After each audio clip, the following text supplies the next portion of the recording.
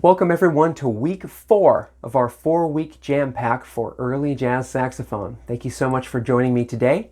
My name is Neil Welch. Along with our video today, you're going to need the PDF, which you can find below the video. If you don't see it there, you can find it at neilwelch.com/lessons. We're going to start on pages 6 through 8 today. These are our final 3 pages of our exercise. Looking at page 6, we're beginning at letter O. Now, letter O is working on our blues scale, which we worked on week number 2. This time, you're going to see that we've got quite a few different articulation markings in than we originally saw. We've got some ta, ti, ya, ti-yas with those slur marks, but we've also got eighth notes, and we have lots of dynamics written in there. I'm going to start by playing letter O. Go ahead and listen this first time, and then I'll have you join me the second. 1, 2, 3.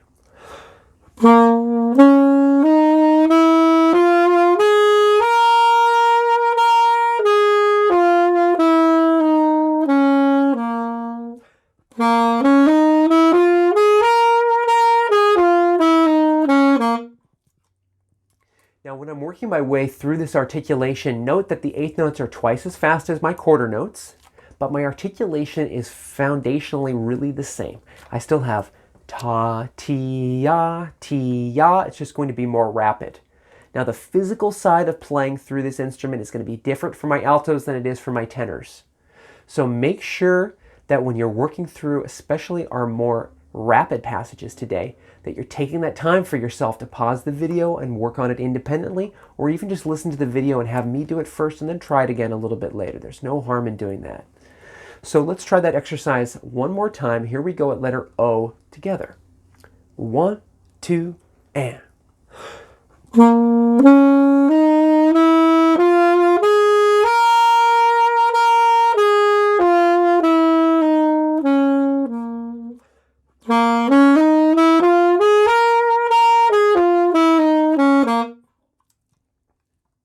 Moving on to letter P. You'll notice we've got a grace note right at the beginning here. Now that grace note is very similar to lesson 3 when we talk about that first note in Tenor Madness. You're going to articulate the first note, the grace note, and then slur into the second. So I go. And since I've got an accent here at my first full note at P, I'm going to push that with my air. So letter P is an example solo that I wrote that uses notes that are found in the concert B-flat minor blues scale. I'll start by playing this for you.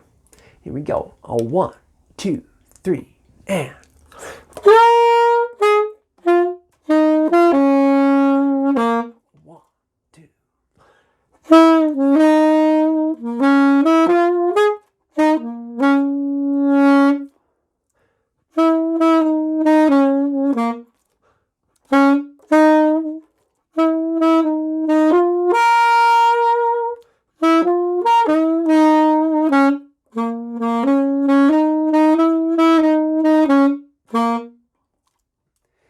Some of you may have noticed that my opening phrase, "ba da da," sounds pretty darn similar to our melody that we played in lesson number 2, which was Sunny Moon for 2. Later on in today's lesson, we're going to play the first part of a melody by the great bassist Charlie Mingus. It's called Boogie Stop Shuffle. The last 2 measures that I used in my example solo were taken essentially from that tune. So I love to borrow language from other melodies when I'm creating my own improvisations.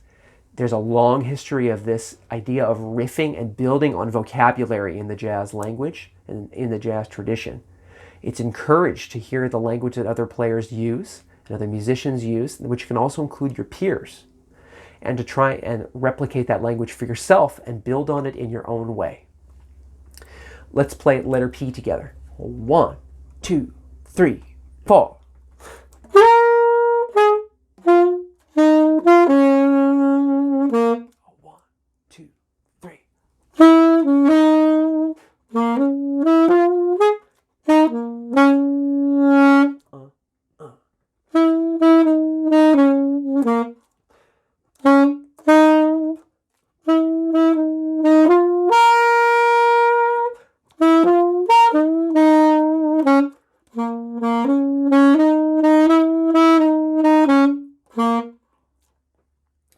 moving on to Q now. We're going to use the concert B flat minor blues scale, but I want you to create your own improvisation. Now this is a big leap for some of you. If this is just too much for you and you're not ready for this, it's okay. You can work on improvisation on your own later. However, if you're feeling brave and you want to give it a shot, I really encourage you to do this with me. Now, when we get started here, I might just have you even play a single pitch. Even just playing one note but trying to achieve the rhythms that you see on the page can really help you build some language. So I'm looking now at letter Q. This is a 12-bar melody, much like the blues melody that I just played.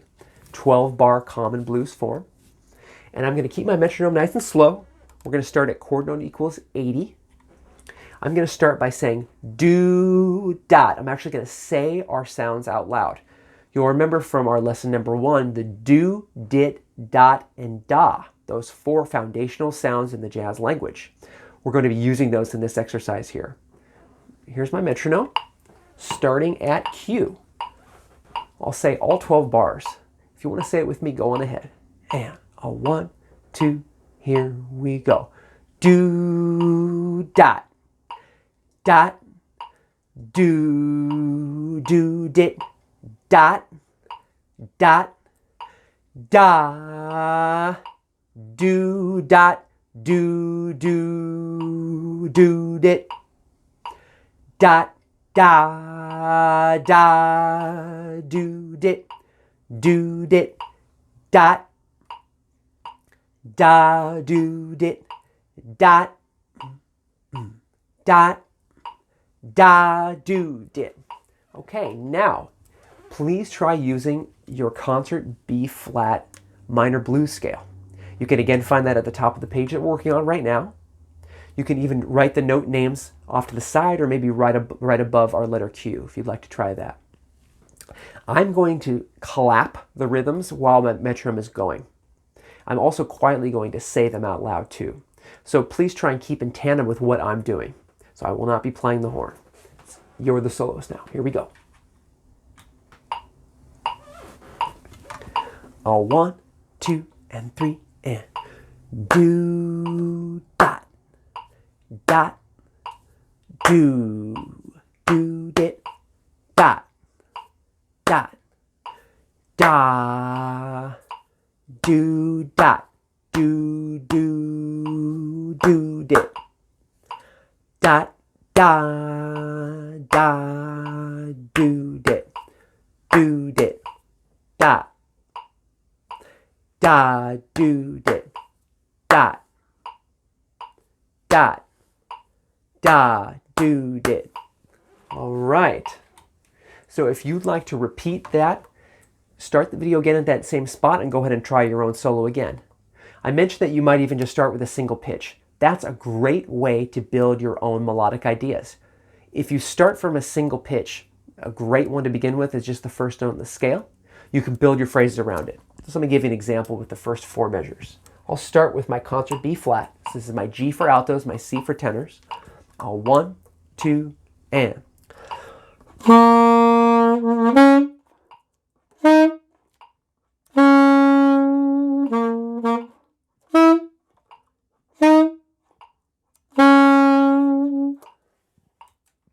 So building out from there is a really nice way to get started. Keep the melodies tight. Don't do big wide leaps. I always like to say to students in my studio, pretend that you're going to sing the melody. Now I know for a lot of early saxophonists and early musicians, they might have trouble actually singing some of these pitches. Now, if you feel comfortable, try singing a solo for yourself.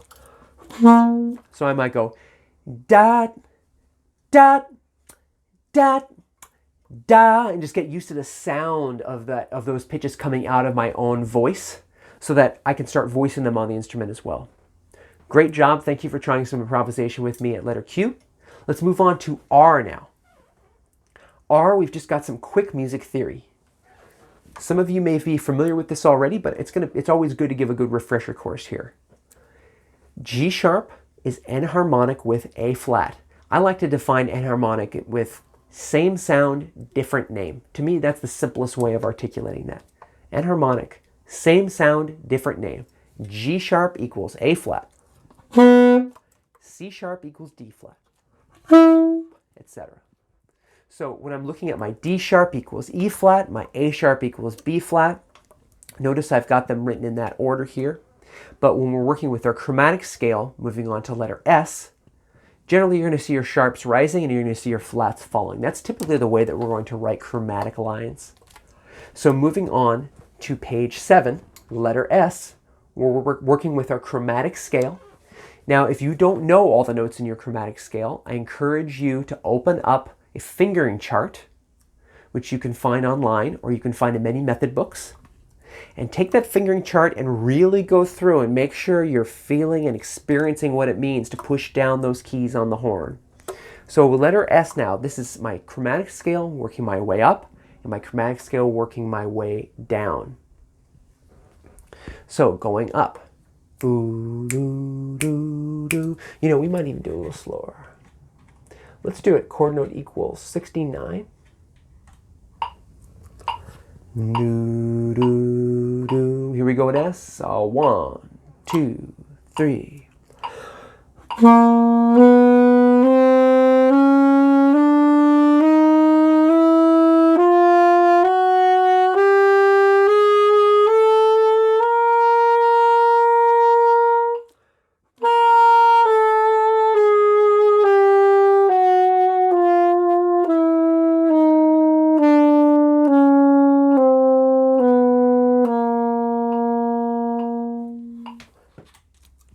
The chromatic scale captures all 12 of the pitches that we use in standard notation within an octave.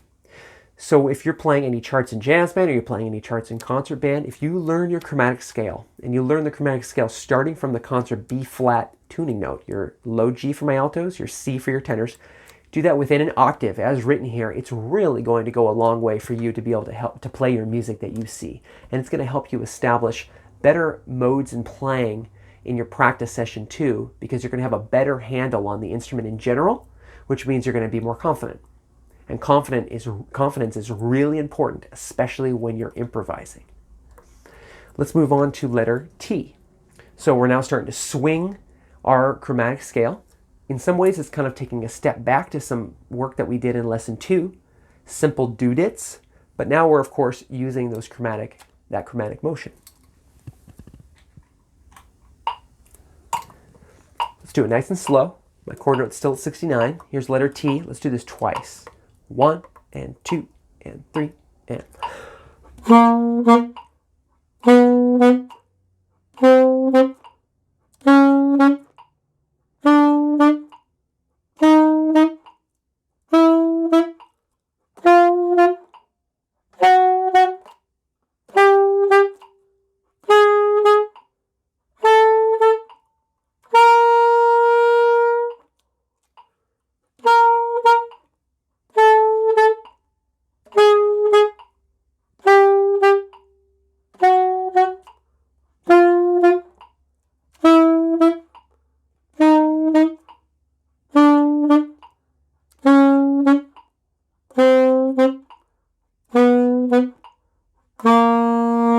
Repeat.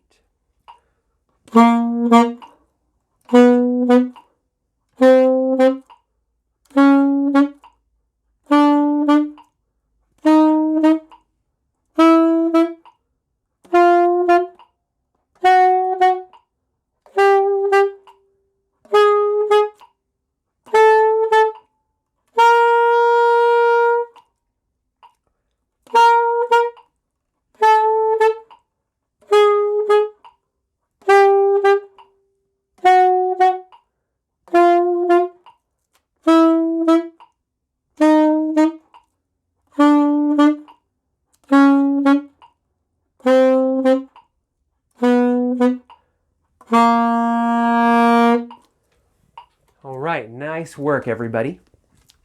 We're going to expand this idea now by adding syncopation. So in our previous lesson from week 3, we started working on some offbeat articulations.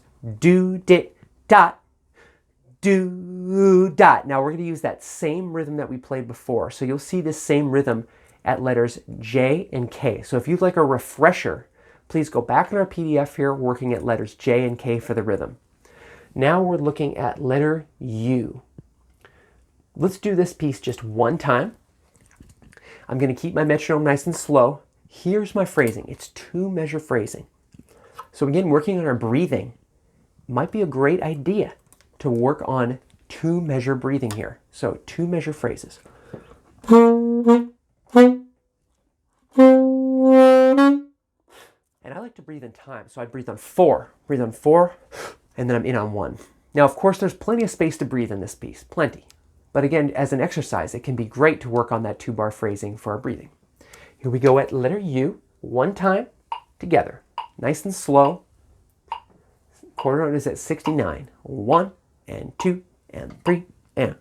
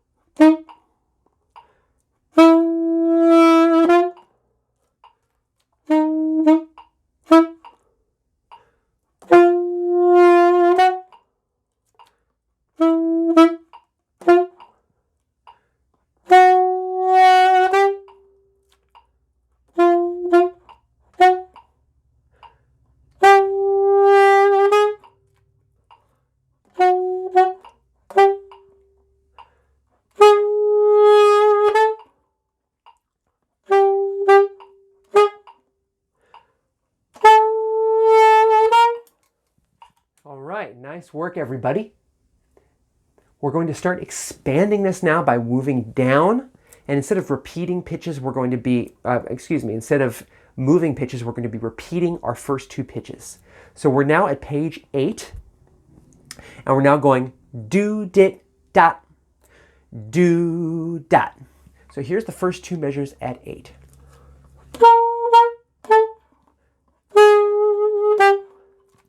Do, dit, dit, do, dot. I actually said that incorrect the first time. So it should be do, dit, dit, do, dot. Same phrasing. Here we go together, everybody, at letter B. Since we've got a better handle now on our feel, let's play just a hair faster. Let's start at quarter note equals 84.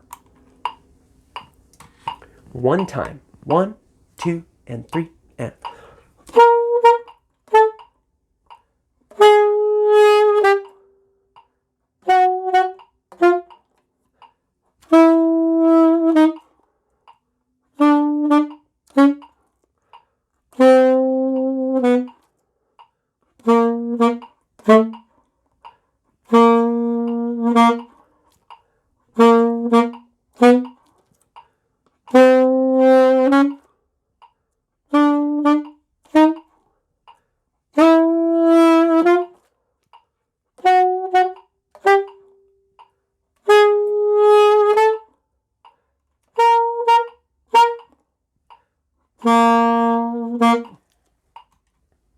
So part of gaining flexibility means even if we're sight reading something, we're looking a little bit ahead. So some of you may notice that those last 2 measures, whoa, they had something different, huh? Octaves. So make sure that when you're reading a piece of music like this, especially for the first time, you're always scanning with your peripheral vision a little bit to the right. Let's move on to V. So V is our final melody of our tutorial here. So letter V is a very famous melody, again composed by the great jazz bassist Charlie Mingus. Charlie Mingus wrote this melody along with a whole kind of extended diaspora of beautiful melodies that have come along with it. So this is just a portion of it, but this is the main theme. It's played really fast if you listen to the recording. But we're going to play it much slower. So right off the bat, some of you may have noticed, hey, that's using the blues scale. Absolutely. We mentioned earlier that the blues scale doesn't just show up for our early musicians. The blues scale is used by professional musicians as well. So it's a great piece of vocabulary to build on. Understanding the blues scale is going to give you a foundation in many, many different types of blues melodies. So working with my articulation, ta, ti, ya, ta, tot. So I've got this nice firm dot, or I just said tot, same kind of sound. Articulating with my tongue on beat 3. I'll play it this first time, just the first 4 measures. I'm going to turn my metronome on to chord note equals 84 again. All 1 and 2 and 3.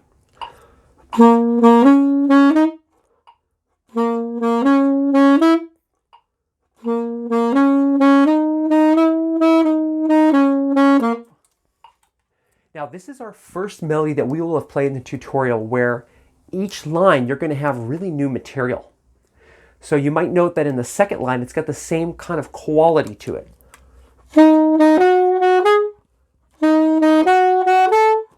But actually that is a blues scale moving into a different key. Now in our tutorials here we don't have any chord changes, which are the actual chords that would be accompanied along with the melody. We do not have those written down.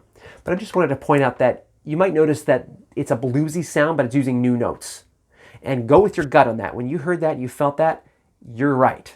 Okay, here we go at V, everybody, V. Let's play together those first 4 bars. With my metronome on 1 and 2 and 3 and.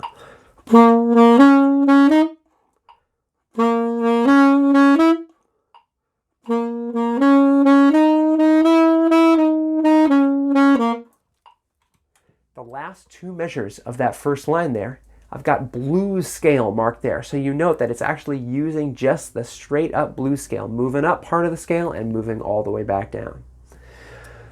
We're going to now expand by doing lines 1 and 2. So make sure that we're looking at measure 256 there. So that's our second to last line of the page. Make sure that we're looking at those pitches, and if you need to revisit using your fingering chart on any of those notes, please feel free to do so because there are notes that are outside of our concert B-flat scale there. Together, letter V. Let's do 2 lines. All 1 and 2 and 3.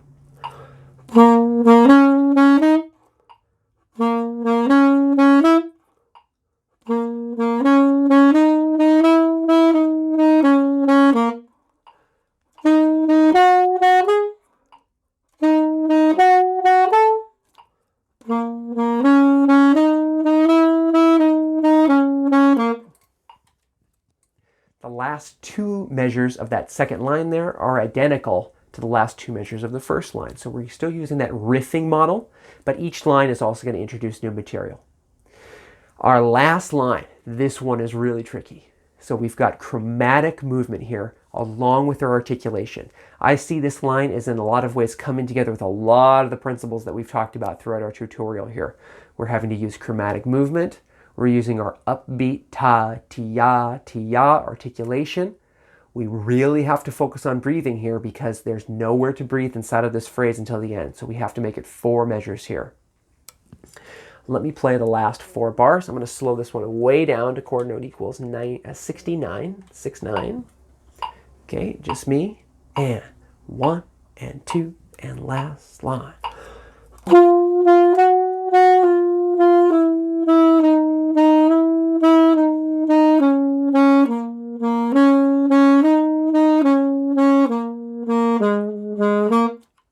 Let me play that again. 2 and 3 and.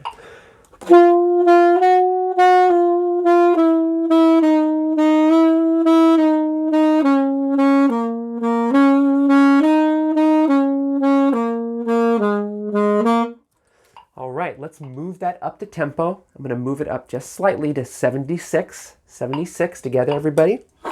Let's play that together. 1, 2, and 3, and.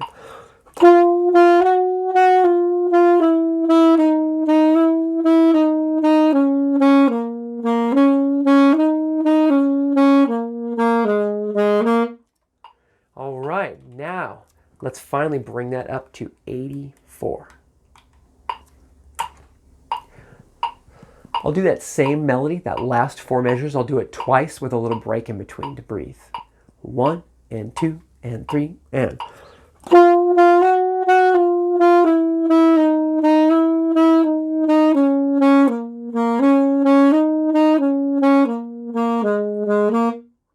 Again, 2, 3.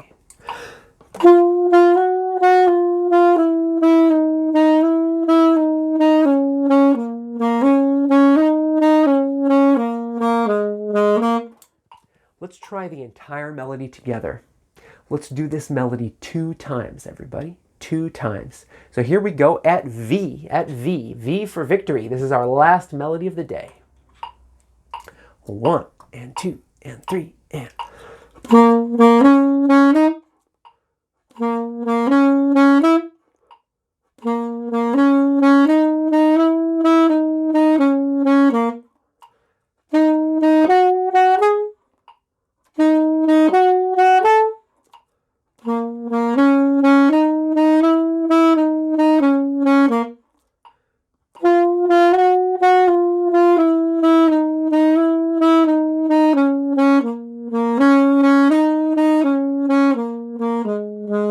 Repeat.